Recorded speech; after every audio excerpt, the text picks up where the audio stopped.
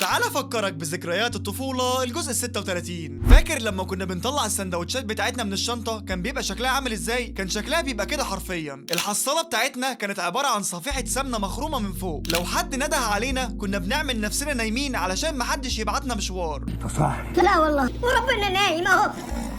لما كنا بنسهر على تلفزيون وننام واحنا مش حاسين كنا بنصحى تاني يوم نلاقي نفسنا نايمين على السرير. كانت امهاتنا تبعتنا نجيب حاجه ساقعه للضيوف لكن اوعى حد يشوفك. اكتر خبر كان بيفرحنا هو خبر ان المدرس غايب النهارده وهناخد الحصه بتاعته العاب. فاكرين لما كانت الدنيا بتمطر وكنا ننزل الشارع نجري تحت المطر واحنا مبسوطين وفرحانين؟ كنا بنحط اروش رن التليفون ونخلي اصحابنا يرنوا علينا قدام الناس علشان نسمعهم جمدان الرنه بتاعتنا. وخطر قضى وقدر.